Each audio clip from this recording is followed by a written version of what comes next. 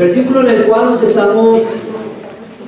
vamos a detener en esta mañana es el versículo 8 hasta el versículo 17.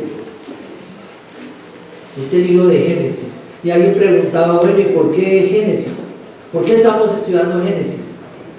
Y es importante saber que estamos estudiando Génesis por la simple razón de que estamos en medio de una sociedad, en medio de una civilización a la cual se le ha olvidado de dónde viene, se le ha olvidado los orígenes, y es necesario nosotros entonces como hombres de Dios, mujeres de Dios, tener presente los orígenes para enseñarlos e inculcarlos a nuestra niñez, a nuestros jóvenes y aún a las personas de nuestra edad, porque estamos en una sociedad donde este libro y este libro que comienza, este gran y precioso libro, se está olvidando. Y es importante entonces ir al Génesis y estudiar, volver a los principios. Y podremos entender entonces cuántos géneros hay, ¿verdad? ¿Cuántos géneros Dios creó? ¿Cuán y grande e inmensurable es Dios y cuán soberano es para su creación? ¿Cierto que es necesario recordarlo? Y no solamente cuando lo recordamos, sino que forma parte de nuestras conversaciones. Estamos exaltando a Dios y le vamos a dar a conocer a muchos que hoy piensan que tal vez la ciencia, la filosofía, la psicología tienen la verdad, pero sabemos que la verdad solamente se encuentra ¿en dónde? En esta palabra tan gloriosa y hermosa que Dios nos ha dado, que a donde vayamos debemos tenerla presente. Si usted va al campo, si usted va un día a pasear, a compartir o a tal vez alejarse un poco de los afanes de esta vida, ¿qué no debe faltar en su maleta? La palabra de Dios. Este es el buen refrigerio en el cual debemos meditar día y noche. Y recuerdo aquel Progreso del Peregrino, ese libro de Juan Bunyan, donde algo particular de este hombre era que andaba con la Biblia para todo lado, ¿verdad? Y algo que debemos también nosotros constantemente estar haciendo, tener nuestra Biblia. Si hay dudas, si hay algo en lo cual necesitamos un consejo de Dios, ¿a dónde debemos ir? A la palabra. ¿Qué debemos primero consultar? ¿Qué dice la Biblia? Y esto es lo que nos va a ayudar. Por eso estamos en Génesis, por eso estamos estudiando este libro, porque es necesario volver a los orígenes y volver a compartir de lo que Dios nos ha revelado allí en este precioso libro. Y nos lo hace cada vez que a Él vamos. Cada vez podemos ver algo diferente, más detallado de lo que lo habíamos visto en tiempo atrás. Y cada vez eso enriquece más nuestra lectura. Podemos leer un pasaje muchas veces, pero vamos a encontrar algo nuevo. Y no quiere decir que algo con lo cual la palabra le vamos a dar una interpretación nueva. No, la palabra siempre va a significar y va a dar interpretación de lo mismo. Nunca va a cambiar.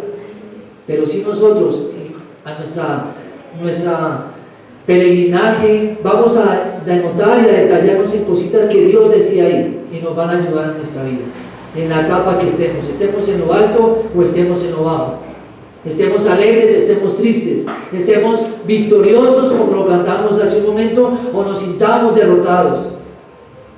¿Verdad? Es la palabra. Esto como introducción. Bueno, ahora sí vamos entonces a Génesis capítulo 2, versículo 8 al 17. Voy a leerlo, me van a acompañar entonces ahí en la lectura. Versículo 8 del capítulo 2. Y dice de la siguiente manera: Y Jehová Dios plantó un huerto en Edén, al oriente, y puso allí al hombre que había formado. Y Jehová Dios hizo nacer de la tierra todo árbol delicioso a la vista y bueno para comer, también el árbol de vida en medio del huerto, y el árbol de la ciencia del bien y del mal. Y salía de Edén un río para regar el huerto, y de allí se repartía en 4 brazos. El nombre del uno era Pisón. Este es el que rodea toda la tierra de Havila, donde hay oro. Y el oro de aquella tierra es bueno. Hay allí también bedelio y onice. Bedelio y onice. El nombre del segundo río es Gihón. Este es el que rodea toda la tierra de Cus. Y el nombre del tercer río es Hiddekel. Este es el que va al oriente de Asiria. Y el cuarto río es Éufrates, el Éufrates. Tomó pues Jehová Dios al hombre y lo puso en el huerto de Edén, para que lo labrara y lo guardase. Y mandó Jehová Dios al hombre diciendo: de todo árbol del huerto podrás comer, mas del árbol de la ciencia del bien y del mal no comerás, porque el día que de él comieres, ciertamente morirás. Amén. Bendito Dios, te damos a ti una vez más gracias en este día, en esta mañana, Padre amado, por tu bondad y tu fidelidad para con nosotros. Hemos podido cerrar nuestros ojos el día anterior, hemos podido abrirlos y una vez más, Padre, hemos podido ver tus misericordias que son nuevas cada mañana. Hemos podido despertar bajo el temor tuyo, con el deseo, bendito Dios, en nuestros corazones de congregarnos, de unirnos como iglesia que somos todos, a adorarte a ti, porque este es el propósito de esta reunión. No es para nosotros el culto, Padre, es para ti. Y oramos que en tu misericordia y favor lo recibas como ofrenda agradable delante tuyo. Oramos para que nuestro corazón, nuestra mente, todo nuestro ser estén completamente dispuestos en esta mañana, como lo han estado en medio de la oración, en medio de los cánticos, también lo estén en medio de la predicación. Ayúdanos, Padre, si hay argumento alguno, si hay pesadez alguna, si hay algo que pueda interponerse en este momento, Padre, rogamos a ti, que lo conoces todo, que lo quites de nosotros, bendito Señor. Haznos receptivos a tu palabra. Ayúdanos a que no sea un conocimiento más, sino que podamos colocarlo por obra. Como también ruego, Señor, para que en tu misericordia tomes esta vasija de barro y viertas de tu gracia, Señor. Hables a través de estos tus labios y uses este tu cuerpo para tu gloria, Señor. Te lo pedimos, Padre. Habla a cada corazón conforme a la necesidad que hay en él. Consuela, te lo pedimos. Edifica, exhorta a todo aquel, bendito Señor, que lo necesite. Yo primero, Padre. En el nombre de Jesucristo, tu Hijo, te lo pedimos. Amén. Bien, mis hermanos, entonces hemos leído ya la parte de este capítulo 2, la segunda parte que ya llevamos. Tercera, perdón. Y vamos a encontrar aquí algo especial de este capítulo 2. Es necesario saber que en versículos anteriores veíamos y hablábamos de que este es un pasaje donde ha causado gran controversia y gran ataque por los que han estado, de cierta manera, y lo podía decir algún teólogo, la alta crítica, o los escépticos, al decir que lo que nos está relatando aquí Moisés, lo que nos está narrando aquí Moisés, es otra historia muy aparte de lo que ya lo ha dicho en el capítulo 1. Esto como para tener un contexto de los que tal vez no pudieron estar en la enseñanza anterior. Y entonces podemos ver de que no es un relato aislado, no es que Moisés haya dejado lo dicho en el capítulo 1 y esté ahora con una nueva narración. No, simplemente es el producto y el resultado y producto de que Dios quiere que el hombre, la creación, lo que Él hizo, se centre de quién es el autor de todas las cosas. Primero. Y segundo, porque es el hombre quien va a tomar de ahí en adelante cierta importancia en toda la narración de la Biblia, todo lo que en la Biblia encontramos. Es el hombre. Por eso en el capítulo 1 se hablaba de que Dios creó al hombre, pero no se decía más. En este capítulo 2 se detalla un poco más cómo hace al hombre. Entonces no es otra narración, ¿no? Solamente está haciendo el énfasis en algo que Dios creó. Y el énfasis estaba tanto en el hombre como en los árboles, en lo que había creado, ese ambiente para que el hombre estuviera allí. Y veíamos entonces que Dios toma al hombre del polvo, no lo tomó de oro en polvo, ni lo tomó de diamante triturado, sino lo tomó ¿de dónde? Del polvo de la tierra, del barro, lo formó con sus manos y después de formado sopla y le da un aliento divino, le da aliento de vida. Así formó Dios al hombre. Y es bueno recordarlo de dónde venimos, del barro. ¿Y a dónde volvemos? Al polvo. Porque muchas veces somos tendencia a sublevarnos de tal manera que lo que Dios nos narra aquí, nos relata aquí, es como si no fuese verdad. Pero aquí, cada vez que volvamos a este capítulo 1, al capítulo 2, los primeros versículos, vamos a entender de que Dios nos hizo del polvo y al polvo volveremos. Pero que hay algo divino en Él y es su aliento que colocó en nosotros, que viene a nosotros. Entonces, esto como para la introducción y ver el contexto de lo que estamos viendo. El hombre allí está como tomando ese lugar. Y veíamos de qué manera entonces también se revelaba a Dios por medio de sus nombres. Comenzaba a darnos destellos. Y es lo que vamos a encontrar leyendo las primeras palabras del versículo 8. Y entonces nos dice, y Jehová Dios plantó un huerto en Edén. Y aquí encontramos la primera parte, el huerto. El huerto. Y para los que toman apunto pueden colocar ahí un lugar para el hombre, el huerto. Pero vemos que entonces en este versículo 8 Moisés está diciendo y Jehová Dios, y ya se había revelado este nombre en versículos anteriores. Si ustedes están ahí en el 2 detenidos, ya comienza a revelarse este nombre y veíamos que este Jehová Dios es Yahvé Elohim, para decirnos que Jehová, ese Dios que redime, ese Dios que salva, ese Dios de pactos, ese Dios que se relaciona con el hombre, ese es Jehová, el que está ahí de primeras, Jehová, porque comienza unos destellos de lo que Dios va a comenzar a revelarnos.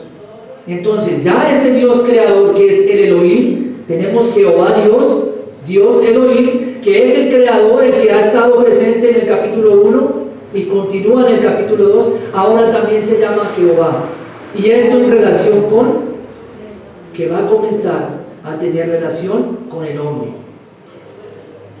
una comunión con el hombre. Jehová Dios. ¿Pero qué hace Jehová Dios? Planta. Así que ¿quién es el autor? Dios. ¿Es el hombre? No. ¿Es el hombre, la evolución, los miles de años, millones de años, como lo hemos venido diciendo constantemente? No. Es Dios quien coloca entonces allí un lugar especial y dice que planta un huerto en Edén.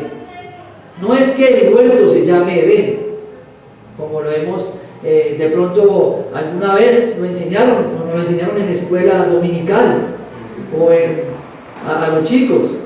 El huerto se llamaba Edén. No, dice que plantó un huerto ¿en dónde? En Edén, un lugar que se llamaba Edén. Y ahí está el huerto, y ahí está Jehová Dios plantando ese huerto. ¿Pero qué significa huerto? Entonces, Dios planta un huerto. Este término en la Septuaginta, que es la traducción del hebreo al griego de la escritura, dice que significa o traduce como paraíso. Entonces, ese huerto era un paraíso. Y vayan notando, Dios, Jehová, en relación con el hombre, crea un lugar para él, y un lugar cualquiera, no, un huerto dentro del Edén. Y a ese huerto traducido en el idioma del hebreo al griego le llaman paraíso. Así que noten el creador de todo el universo, de la inmensidad de lo que podemos ver en el cielo, lo que podemos ver en las profundidades de las aguas. Podíamos ver que 11.000 kilómetros abajo, 11 kilómetros, 11.000 metros abajo del agua hay especies. Y hace poco, la semana pasada, descubrieron un nuevo pez, una nueva especie. Y decíamos que cada vez que profundizan, cada vez que llegan más profundo, cada vez que tratan de llegar a lo profundo del mar, encuentran nuevas criaturas, nuevas especies. Y ese Dios que ha creado todo eso, ahora está centrando su mirada y nos está detallando por medio de Moisés lo que está haciendo para el hombre. Y no crea cualquier lugar, crea un paraíso. Y lo que podamos imaginar de lo que es esto, a lo que hoy podemos ver como paraíso y podemos describir como un paraíso, es algo liviano, ¿verdad? Algo vago. Vamos a veces a lugares que decimos, uy, qué lugar tan hermoso. Paradisíacos. Qué lugares paradisíacos, porque vemos las olas del mar golpeando la orilla, los fuertes vientos, días asoleados, naturaleza por aquí, por allá, aves. Y decimos, qué lugar tan paradisíaco. Pero este lugar aquí, yo creo que era mucho más hermoso de lo que hoy nuestros ojos pueden ver. Y es allí entonces donde está Dios obrando. Y dice el Edén. Entonces el lugar donde Dios planta ese huerto se llama Edén. Y ese Edén significa una delicia o tierra feliz. Entonces podemos describir más. Si nomás el terreno era un lugar feliz, ¿cierto? Se describe así por su nombre, una delicia. Imagínense ahora a eso delicioso, a ese lugar que lo hace uno estar feliz, colocarle algo más, que sobresalga más. Y a eso le llama Dios paraíso. Qué hermoso, ese Dios creador, preocupándose porque ahí va a ser algo especial. Ahí también va a ser algo especial. Y así comienza entonces. Así que esto no es una ubicación geográfica la que vamos a ver a continuación, sino que vamos a comenzar a ver que Dios planta allí un huerto con un fin, y ese fin es para el hombre. Ese lugar, el fin con el cual Dios está creando todas las cosas, es para colocar a ese hombre que Él hizo, al hombre que lo hizo con la capacidad de racionar, para comunicarse con Él, para conocerlo a Él. Es para Él que lo está haciendo, ese lugar. Aquel hombre que hizo con una capacidad de tener moral, también que lo hizo con una responsabilidad. ¿Sí? Es a ese hombre al cual va a colocar allí, es para ese hombre que está haciendo ese lugar. Muy diferente a los otros seres creados, a los cuales Él solamente dio una orden y fue creado, pero con el hombre fue algo especial. Estuvieron sus manos allí, estuvo su soplo, su aliento allí,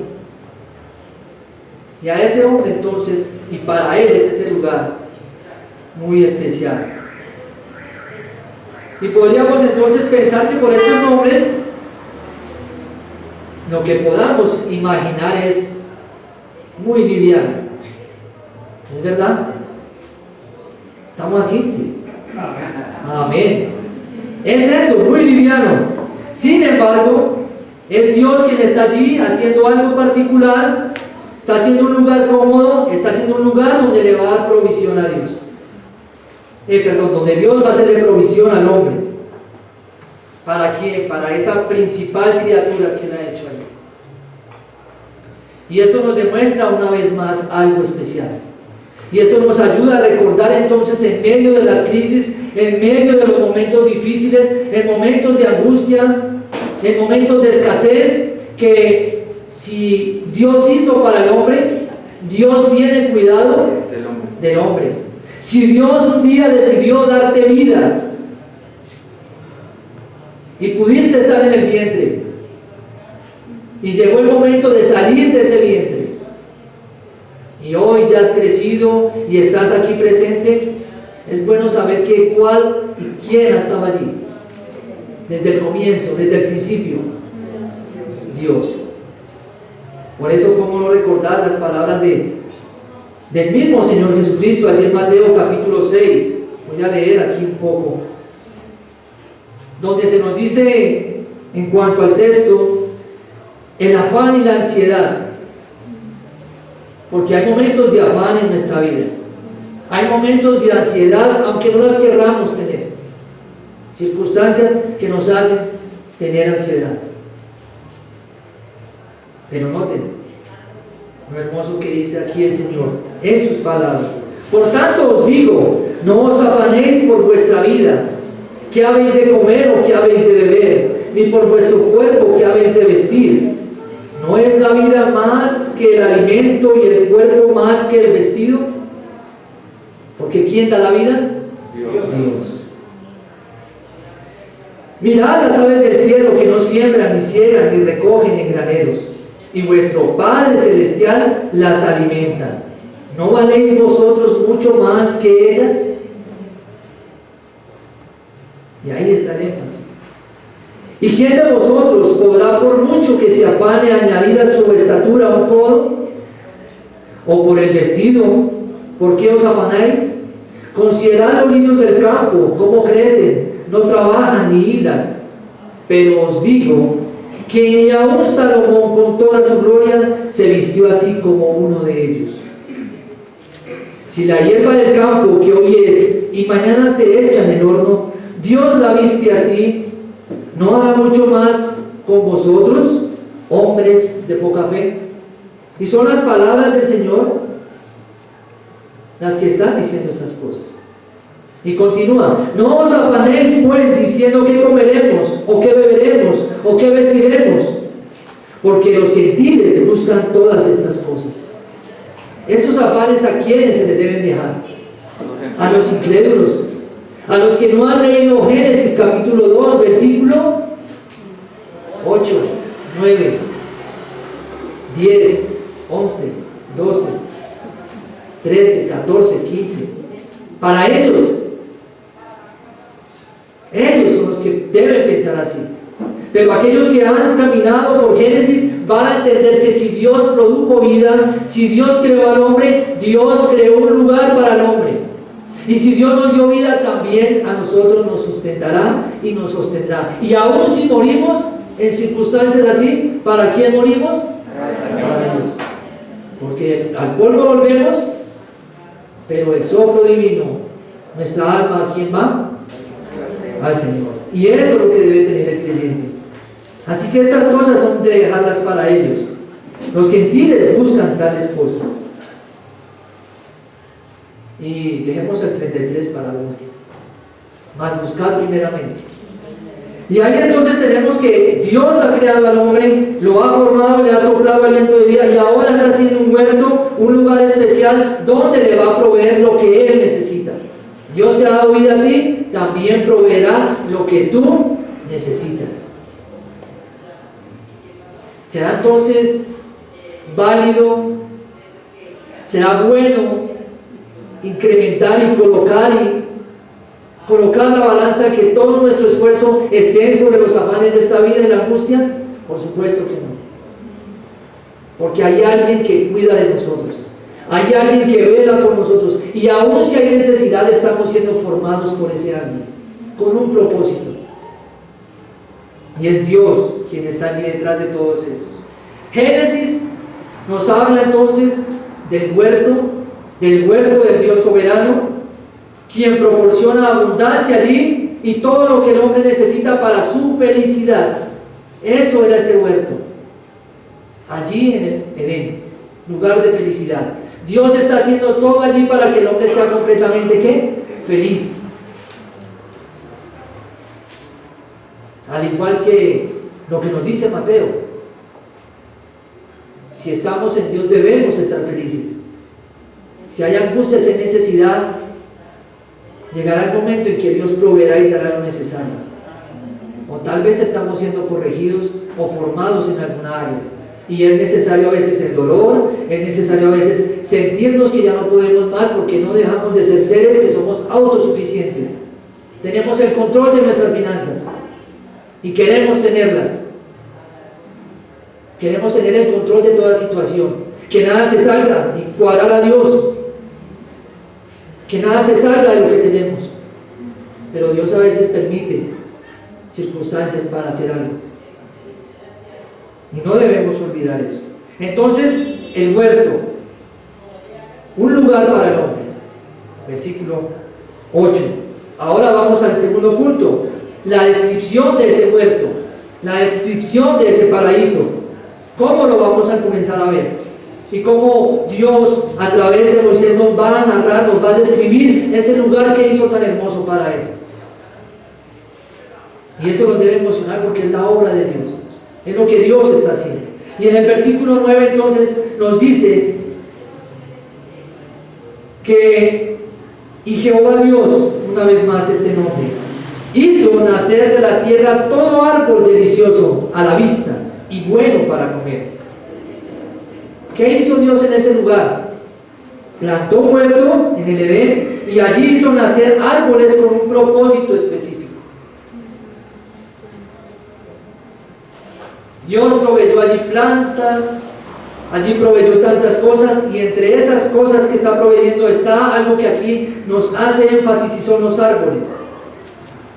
Con tres cualidades, si lo han notado, tres cualidades nos dan de estos árboles allí. Dice que los hizo deliciosos a la vista, hermoso a la vista. Esto fue lo que Dios creó para el hombre. No hizo cualquier árbol, no hizo un arbusto y ya, sino que lo hace, y al hombre mirar hacia ese árbol se cautiva, porque lo hace delicioso, lo hace hermoso. Y estamos describiendo ese lugar. Imagínense usted, a veces ve una flor, a veces ve una planta y se cautiva al verla, ¿no? Ahora imagínate un árbol, solamente con ver una flor. Ahora aquí nos habla de un árbol que es hermoso a la vista. A algunos les gustarán los aguacates, dirán, qué árbol tan hermoso. Miren esos aguacates. Los mangos, los que vienen. Los cocos. Y dirán, uy, qué árbol, miren cómo está el verde. Otra característica de este árbol o estos árboles era que era bueno para comer. No solamente una apariencia hermosa, sino que también eran buenos y eran nutritivos. Otra característica de estos árboles. También hay otra característica de estos árboles, y ya tendríamos entonces que ver que estos árboles prevenían el envejecimiento de este hombre. Entonces, por un lado, características de esos árboles que eran hermosos a la vista. Segundo, eran nutritivos para el hombre, ¿sí? Y también evitaban el envejecimiento del hombre. Y ya vamos a ir describiendo esto. Y hay un árbol también allí. Entonces dice de la siguiente manera: y Jehová Dios hizo nacer de la tierra todo árbol delicioso a la vista y bueno para comer, también el árbol de la ¿qué? El árbol de vida. Y a ese árbol hago referencia. Ese árbol que también está mencionado allá en Apocalipsis, donde se dice: en medio de la calle de la ciudad y a uno y otro lado del río estaba el árbol de la vida. El mismo árbol que dice ahí, ¿no? Árbol de la vida, que produce 12 frutos, dando cada mes su fruto, y las hojas del árbol eran para la sanidad de las naciones. Y esto en referencia a la nueva Jerusalén, a la tierra nueva, a los cielos nuevos, está haciendo referencia aquí. Ahora noten lo que dice el versículo 14 del mismo Apocalipsis: bienaventurados los que lavan sus ropas para tener derecho al árbol de la vida y para entrar por las puertas de la ciudad. Ahí está entonces, junto a este árbol que se describe aquí, para alimentar al hombre. Y ahí vemos en el versículo entonces 9, en la segunda parte, después de nombrar a este árbol de la vida, también mencionaba allí en el Apocalipsis, en la revelación a Juan, se nos describe que junto a ese árbol hay otro árbol. En medio del huerto, ¿dónde se encontraba ese árbol con esas características? En medio del huerto. Y en medio del huerto y el árbol de la ciencia, del bien y del mal. Ahí encontramos entonces, junto a ese árbol, otro árbol con otras características. ¿Sí? El árbol de la ciencia del bien y del mal. Y aquí tenemos que tener en cuenta algo, frente a estos árboles. Frente a estos árboles, es que este es un relato histórico, no mitológico. Es un relato histórico y es un relato real. Moisés está describiendo lo que ha sucedido, lo que ha pasado. ¿Sí? Así que no hay lugar ni hay espacio para decir que es una historia mitológica o para decir, inclusive llevar a estos árboles a una revelación alegórica. Y recuerdo en cierta ocasión me invitaron a un lugar, a una familia que les estaban enseñando la palabra. Y precisamente estaban estudiando ellos el Génesis. Y llegué yo, me senté, me presentaron al hombre que estaba allí enseñando y comenzó él su enseñanza. Y parte de lo que formaba parte de su enseñanza era cómo tomaba este libro, cómo tomaba el capítulo, cómo tomaba cada versículo y comenzaba a preguntarle a cada uno: ¿y para ti qué dice esto? ¿Y para ti qué dice tal versículo? ¿Y para ti cuál es este árbol? ¿Y para ti, niña, qué quiere decir el árbol de la ciencia del bien y del mal? O de la ciencia y el conocimiento y todo esto. Y saben que hay un peligro cuando se estudia la Biblia así, porque lo que a uno le quiere decir o lo que alguno interpreta es para él, pero resulta que preguntamos al otro y lo que el otro responde es otra cosa para él. Y llegamos a la niña y le preguntamos a la niña, y la niña ¿qué nos va a decir? Otra cosa.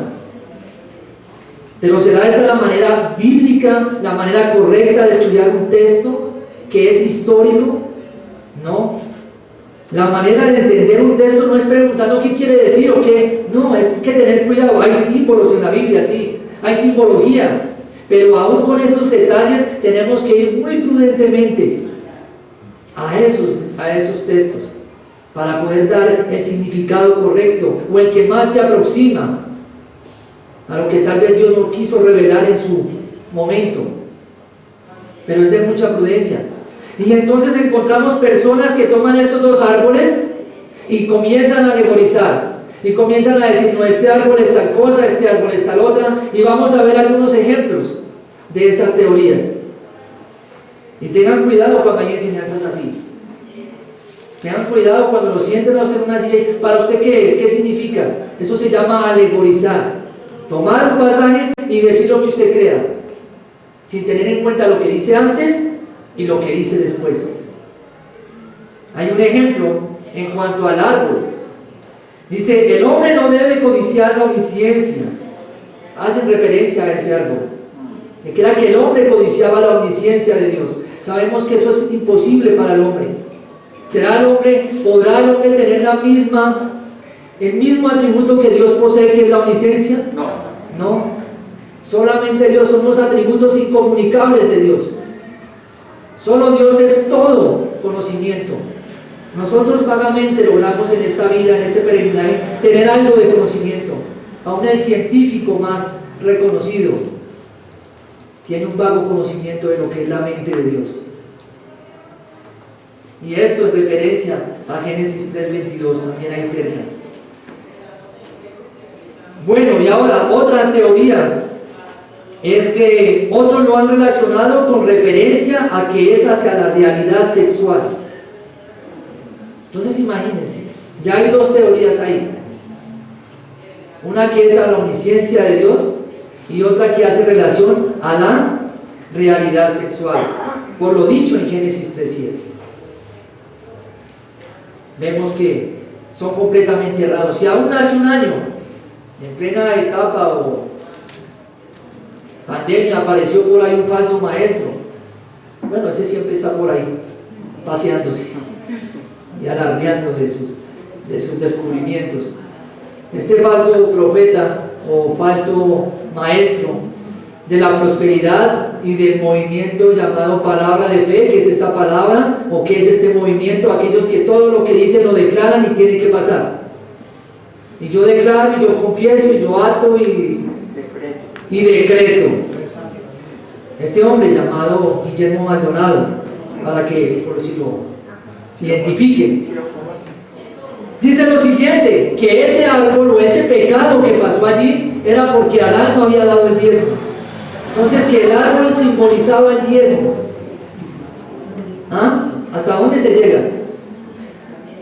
Pero son hombres que multitudes le siguen, multitudes les dicen amén a todo lo que dicen, alegorizando la palabra, y no se dan cuenta de que lo importante de estos árboles aquí no es las propiedades del árbol.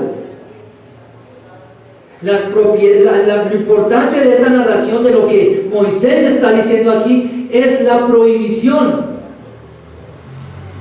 Él no se detiene a decir, y el árbol hace esto y esto y esto y esto, y describe, no. El énfasis está entonces en ¿qué? En lo que está allí, que es la prohibición. Estaba en el huerto de Edén, estaba en el medio, y ya.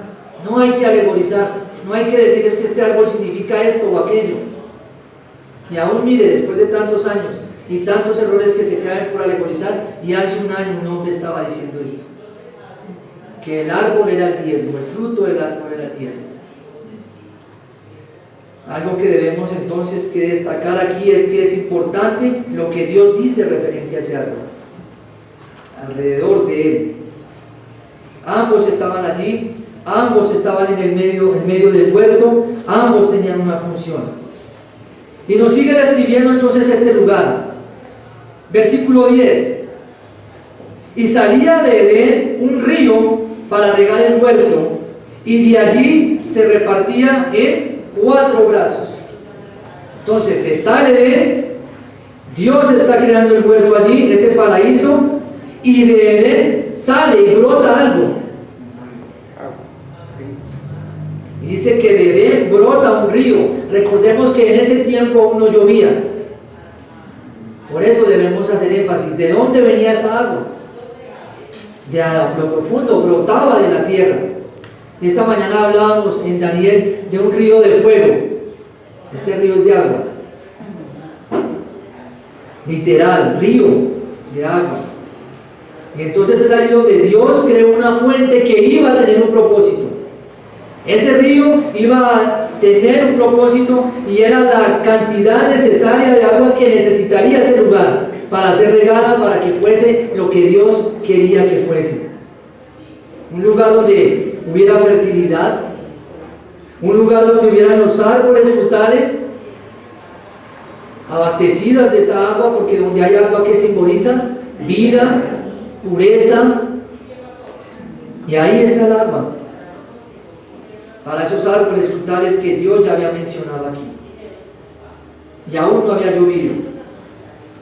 Ahora, algo importante es esto, que en medio de este lugar dice que salía de un río para regar el huerto, y de allí se repartía en 4 brazos. Y también de resaltar era que el agua para los cananeos, el agua, o las tribus de esos tiempos, inconversos, sin conocer a Dios, sin el temor de Dios, ellos atribuían la fructibilidad a sus dioses. Y aquí Dios nos está diciendo que ¿quién fue el que hizo brotar el agua? ¿Quién fue el que hizo esos lugares? Dios. Para contrarrestar lo que pensaban los cananeos. Los cananeos atribuían que el agua o que la tierra fértil venía de sus dioses. Uno de ellos, Baal, al cual adoraban y sacrificaban para él. Pero aquí Génesis, volvemos a los inicios, a los comienzos, para decir que no son descubrimientos científicos lo que hace que la vida sea posible, sino que es Dios proveyendo lo necesario. Y entonces de este río se desprenden 4 brazos, 4 brazos. Que entonces podemos deducir por esto que se describe aquí, que eran ríos caudalosos, que eran ríos que tenían fuerza, bastante agua brotaban de la tierra. Pero a cada uno se les da un nombre, y nos sigue Dios describiendo ese lugar. Y entonces se nos dice allí, en el versículo 9 estamos, ¿cierto? 10, ahora vamos al 11. El nombre del uno era Pisón. Así que el primer río, ¿cómo se llama el primer brazo? Pisón. Este quiere decir chorro. Así dice, chorro. No se sabe con exactitud dónde se ubica, pero algunos estudiosos creen que se puede ubicar en Arabia. ¿Por qué? Por las descripciones, por lo que se dice de él. Y entonces se dice de este que salía de Edén un río para regar el huerto, y de allí se repartía en 4 brazos. 11. El nombre del uno era Pisón. Este es el que rodea toda la tierra de Havila, donde hay oro. ¿Qué se encontraba entonces? ¿Qué describe Dios de ese río? O Moisés nos está diciendo allí, que allí había un lugar que era rico en oro. ¿Sí? Tal vez unos dicen que entonces era cerca de Arabia y que se relaciona con el río Uizún. Es un río que actualmente está ahí, al que se le conoce como el río del oro. Es un río seco que termina en el Golfo Pérsico. Ahí está la imagen, ¿sí? Para que más o menos se ubique. Y junto a este oro que se encontraba allí, también dice en el versículo 12, y el oro de aquella tierra es bueno. Imagínense, el que compraba ya oro o sacaba oro iba a la fija. Pero como solo estaba Adán y aún no había codicia allí, estaba el oro, brotaba el oro como ver piedras, me imagino. Y junto al oro de aquel lugar dice que también había bedelio. Eso es como una resina, y esa resina tenía un color como amarillento, y esa resina como color amarillento tenía también un olor aromático, ¿sí? Pero junto a esto también se nos nombra una piedra, y es onice. Esa piedra que la veremos más adelante en el libro de Éxodo, cuando se le hace el pectoral al sacerdote, y esa piedra está allí, el onice, una piedra preciosa. Es nombrada aquí por primera vez. Y todo esto para mostrarnos entonces qué es lo que se encontraba en ese río, en el primer río, o el primer brazo que se desprende de ese río que brotaba allí. El segundo río es el río Gihón. Este río lo podemos relacionar porque regaba toda la tierra de Cus. Los cusitas, donde habitaron los cusitas en el tiempo de las conquistas del pueblo de Israel, que es la actual Etiopía. ¿Y por qué Cus? Entonces de ahí, de ese lugar se desprende la raza, el color moreno de los cusitas. Aunque se desconoce su ubicación, quizás sea al norte de África, por las descripciones que se dan de la tierra de Cus. Ahora, el tercer río es Hidekel, o Hidekel, que también es conocido como el río Tigris. Su significado en hebreo es rápido. Entonces, al ver que a un río le llaman rápido, es porque será un hilito. Yo creo que eso era más fuerte que el Magdalena en todo su, o en Sumapaz cuando va bravo. Este era el nombre de lo que describe a este río Hidekel, que estaba entonces al noroeste hasta el suroeste, cruzando por toda Babilonia. Y ya vamos a ver algo especial. También mencionado en el libro de Daniel. En el libro de Daniel, en el capítulo 10, versículo 4, lo veremos más adelante con nuestro hermano allí, conocemos en esos capítulos, que allí Daniel recibe una experiencia con Dios. ¿Sí? Es donde allí dice el texto de la siguiente manera: y el día 24 del mes primero estaba yo a la orilla del gran río Hidekel. ¿Y saben qué pasa en ese río? Se aparece un hombre vestido de lino y llama a Daniel de una manera que ¿quién no desearía ser llamado así? Daniel, varón muy amado.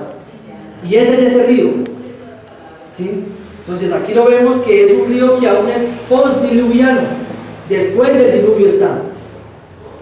Y ese es el tercer río, donde Daniel allí recibe una visitación de parte de Dios muy especial. El cuarto río, ¿cuál es? El río Éufrates. Ese río Éufrates también es conocido aún en estos tiempos. Sí, también es un río entonces que es postdiluviano.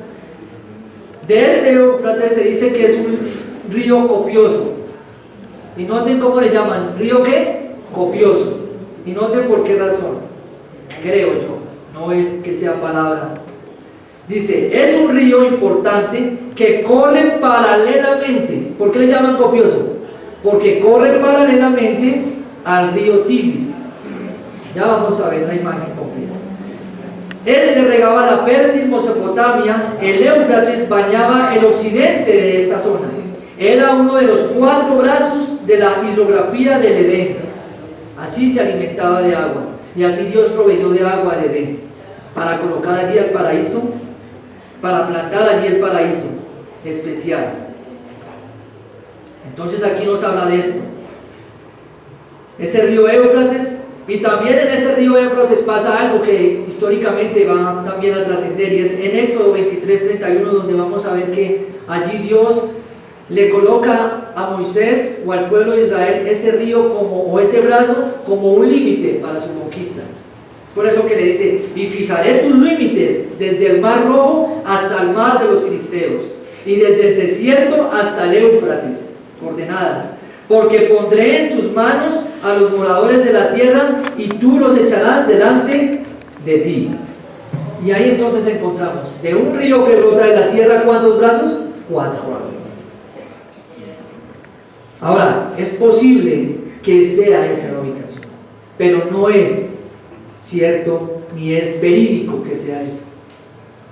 Posiblemente la ubicación de estos 4 ríos pueda ser esa. Sin embargo, no hay huellas ni se sabe el lugar exacto. Solamente se describe, solamente sabemos que hay 2 ríos postdiluvianos. Y luego, después del diluvio, la geografía, la hidrología cambia en ese paraíso. Entonces no podemos ni queda para el hombre hoy en día decir en tal lugar exacto es. No hay forma de pensar en eso. Por esta razón, la ubicación exacta del huerto es desconocida hasta hoy. Y ahí vemos entonces los 4 brazos y más o menos lo que rodeaba. Pero no es cierto. Bien, no es verídico. Perdón. Ahora seguimos con nuestro tercer punto para ir avanzando. Si me regalan unos minutos. Entonces hablábamos de un lugar para el hombre, el huerto. Hablábamos las especificaciones o características de ese lugar. Y ahora como tercero vamos a ver el hombre en el huerto. El hombre en el huerto. Ya después de Dios haber creado, plantado su huerto allí, haber colocado los árboles deliciosos a la vista, nutritivos para comer, buenos para la vida, nutrir esos árboles con agua, no cualquier agua, un agua que brotaba de la tierra, aún no llovía. Y después de todo esto, viene Dios y hace algo especial, y lo dice allí en el versículo 15. Entonces, el nombre del segundo río, 15, lo que tengo aquí. Tomó pues Jehová Dios al hombre y lo puso en el huerto de Edén, para que lo labrase y lo guardase. ¿Qué hace Dios con ese lugar que se describe tan especial? Donde las manos, donde todo el conocimiento de Dios se despliega y nos lo revela de esa manera tan especial allí. El Dios de los cielos, vuelvo y lo digo, el Dios del cosmos, el Dios de las profundidades de las aguas, el Dios de los bosques, el Dios de la selva, el pulmón del mundo, el Amazonas, Leticia. Ahora está ¿dónde? Centrado en el paraíso y allí toma al hombre que formó, el cual sopló aliento de vida. ¿Sí?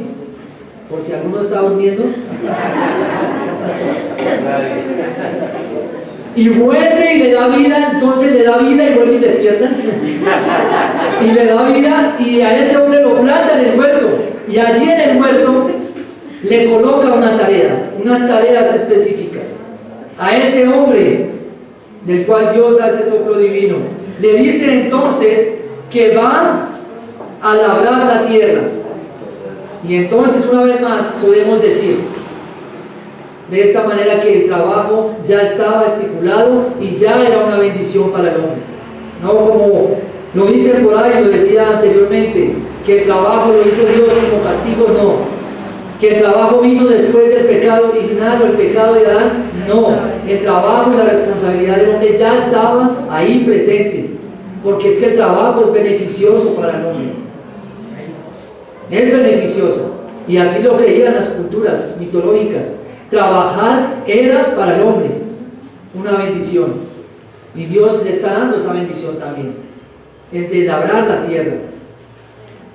¿Cuántos deberíamos de verdad salir un domingo y enseñar a nuestros hijos a plantar aunque sea un árbol? ¿Sí lo han hecho? Deberíamos hacerlo. Hijo, suelte ese celular, déjelo por allá mismo y venga, coja tierrita. Si deje de ganar más orca, dicen. Y venga más bien. Sembremos un árbol. Eso es labrar. Arreglar la tierra, darle un lugar a esa semilla, colocarla allí y regarla. Y ahí está entonces. Le da la oportunidad de labrarla. Ahora también, no dice solamente que la labre, sino también que la debía guardar. Y cuando hablamos de guardar es de darle cuidado, administrarla, mayordomía. Así que el hombre es colocado en el huerto no para que sea un zángano. No decirle, venga papito, no, ¿cómo se va a esforzar? Venga, le hago este arbolito más cerca, mijo, para que no se quede. Te llevo la comida a la camita, no. No. Esfuerzo, trabajo. Muy parecido, por eso tenemos que volver al Génesis. Dios nos está dando instrucción de cómo ser padres. Y entonces Dios le pone una responsabilidad: lave la tierra, guárdela, administrela, ¿sí? Y está ahí. Entonces, aún hoy en día, y ahí podemos observar y se refleja la condición del hombre. Dios le manda al hombre a labrarla y a guardarla. ¿Y qué hace el hombre con ella? La explota. Explota la tierra. Y no es una evidencia más de cómo el hombre está en contra de lo que Dios le manda. ¿Dios mandó al hombre a explotar la tierra? No. La mandó a cuidarla. Y aún así quieren ir a la luna, a Marte, a donde sea, a seguir explotando allá. Pero no, Dios hizo fue la tierra. Y ahí está la responsabilidad. Un reflejo de la condición del hombre es desafortunadamente ver cómo cuida hoy la tierra. Una minoría, por ahí 20, 30 en cantidades, a muchos, a toda la humanidad que está buscando destruir la tierra y hoy la explotan. Vamos avanzando. Ahora, en el versículo 16 y 17, ya para ir concluyendo, dice que le coloca entonces esas tareas, y en el 16 al 17 leemos: y mandó Jehová Dios al hombre diciendo: de todo árbol del huerto podrás comer, mas del árbol de la ciencia del bien y del mal no comerás, porque el día que de él comieres ciertamente morirás. Y entonces encontramos en este versículo 16 el primer mandato de Dios en toda la Biblia. Nunca Dios allí había mandado algo al hombre, hasta este momento que le dice entonces, le dice allí: y mandó Jehová Dios al hombre, diciendo: de todo árbol del huerto puedes comer, podrás comer. Imagínense todo lo creado con una minuciosa sabiduría, conocimiento, y le coloca a que coma de cualquier árbol. Pero ¿en cuál se fija el hombre? ¿Cuál codicia? El que no debe comer. Eso lo veremos más adelante. El mandato de Dios no era agobiante, podía comer de cualquier árbol. Cualquiera estaba a la merced de él, cualquiera podía tomar. Variedades de frutos, variedades de sabores, me imagino, imagine la fruta que más le guste a usted. Imagínese una más deliciosa esa. Ahí estaba para suplir el hambre del hombre. Sin embargo, más adelante vemos lo catastrófico. Versículo 17 dice: mas del árbol de la ciencia del bien y del mal no comerás. Y un comentarista dice lo siguiente de este versículo: este no era un árbol mágico, para los que alegorizan. No contenía ningún ingrediente físico secreto en su fruto para estimular al cerebro humano. Era una prueba de obediencia y confianza. Eso es lo que nos dice allí. No era nada más. No era ninguna vitamina. Solamente tenían lo que Dios mandaba y era allí, y les decía no debían tomar. Y ahí se prueba la obediencia del hombre. ¿Quién más que Dios sabía qué era lo que el hombre necesitaba, no? ¿Y quién más que Dios, si provee todo lo que hizo, todo lo que da allí, y da ese consejo, ¿era bueno o era malo? Bueno. Dios sabía qué necesitaba el hombre y le dice: de este árbol no coma, de este árbol no puede comer. Le había hecho gran variedad a su alrededor, pero Dios quería probar la obediencia. Dios quería probar la obediencia allí del hombre. ¿Y qué sucede más adelante? Ya lo veremos. Hago una advertencia allí, así que estamos frente a una prueba de obediencia y a su vez de confianza en Dios. ¿En qué estamos siendo probados? Ciertamente morirás, dice allí. Y aquí vemos la consecuencia que traería el comer de este fruto. ¿Cuál era? Morir. Y esa muerte que nos habla aquí la palabra, y esa muerte que se relaciona aquí, habla en cuanto a una muerte que significa separación, y era la muerte del espíritu separado, una muerte espiritual, una muerte física y una muerte eterna. A esos tres hace relación: muerte espiritual, separación física y muerte eterna. Y allí se menciona esto en cuanto a la muerte eterna en Apocalipsis 2:11. No lo leeremos por cuestión de tiempo. Y aquí entonces podemos ver que se menciona y nos enseña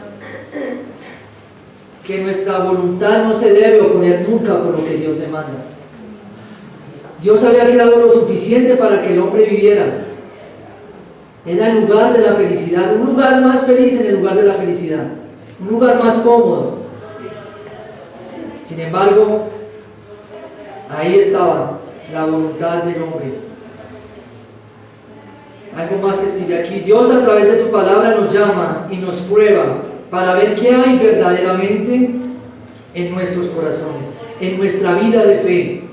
Hay cosas a las cuales Dios nos llama a no tomar. En nuestra vida de fe hay cosas a las cuales Dios nos llama a no tomar. Acciones y cosas que debemos hacer. Y podríamos entonces, si quiero dejar una pregunta allí: ¿qué te está pidiendo Dios en este día que debas o no puedas tocar, no debas tomar? ¿Qué Dios te está demandando que demuestres obediencia a Él? Tal vez una amistad,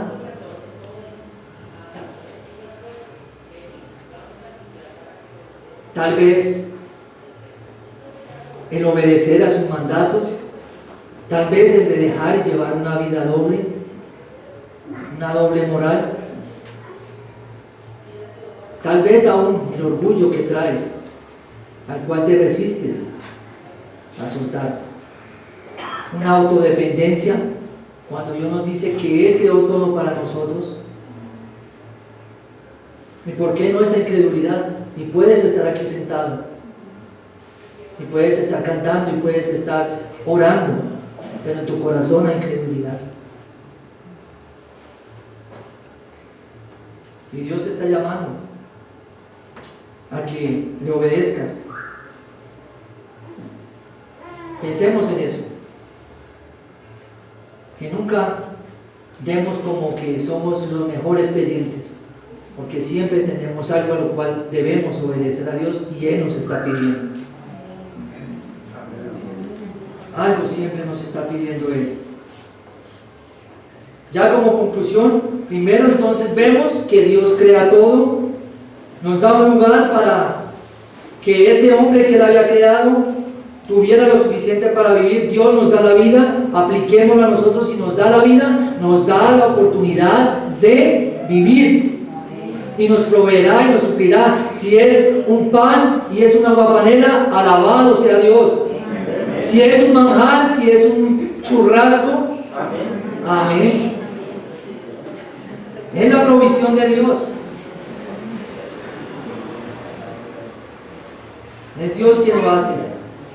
Y Matthew Henry, una vez más, lo cito, dice: el lugar fijado para que Adán habitara no era un palacio, sino un huerto.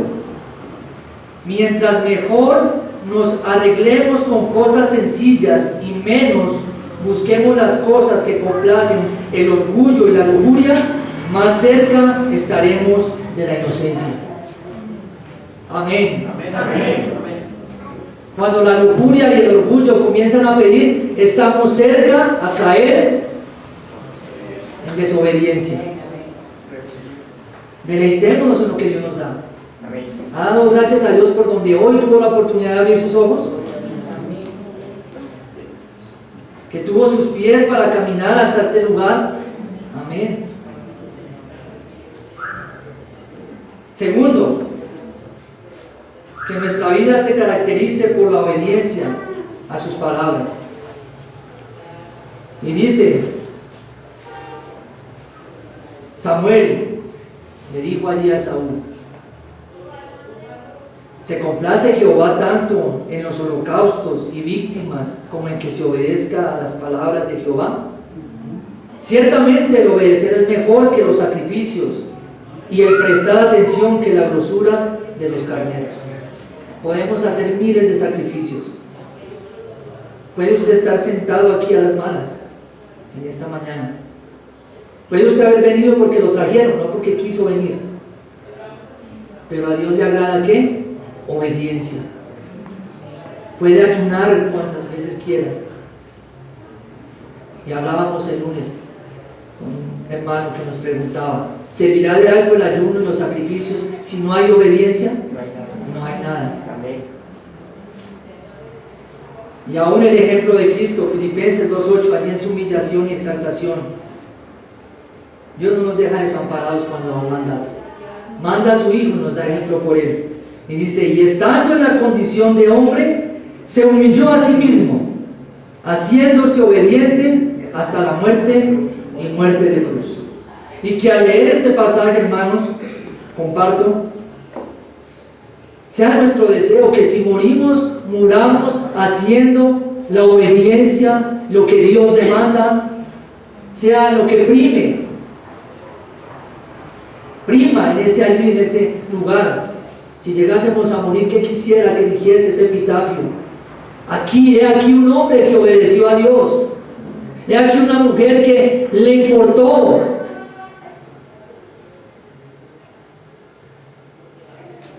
dejar todo por obedecer a Dios. ¿Has pensado en eso, mujer? ¿Qué te está pidiendo Dios a ti? Hombre, ¿qué te está pidiendo a ti Dios? ¿Qué quiere que diga tu epitafio? ¿He aquí un hombre rebelde? ¿O he aquí un hombre de Dios obediente, muriendo día tras día por agradar a su Creador? Amén. Hijitos míos, estas cosas os escribo para que no pequéis, y si alguno hubiese pecado, abogado tenemos para con el Padre. De seguro, y yo primero he desobedecido a Dios también, y necesito su perdón. Y debo ir día tras día y decir: necesito de ti. perdona mis pecados y lávame de toda mi maldad. Amén. Amén. Oremos. Padre, damos gracias en esta mañana por tu palabra. Bendito Señor, sé que el tiempo se pasa, pero Padre, hemos venido a ti, Señor, y hemos venido a que tu palabra nos hable. Y a eso hemos venido, Señor. Ayúdanos a darle valor a lo que tú deseas. Ayúdanos, bendito Señor, a siempre depender de tu cuidado y de tu favor. Desde temprano nos lo muestras allí en el huerto, creándolo para ese hombre al cual formaste. Hoy también, bendito Señor, recordamos que tú nos creaste, nos diste aliento de vida y tú también nos provees y nos sustentas. Ayúdanos, precioso Señor. Ayúdanos a buscar primeramente el reino de Dios y su justicia, sabiendo que las demás cosas os vendrán por añadidura. Pero ayúdanos a dar testimonio, a demostrar que nuestra mirada está en las cosas de arriba, por medio de nuestra obediencia. Ayúdanos, bendito Señor. Solo a ti sea la gloria, por los siglos de los siglos. Amén.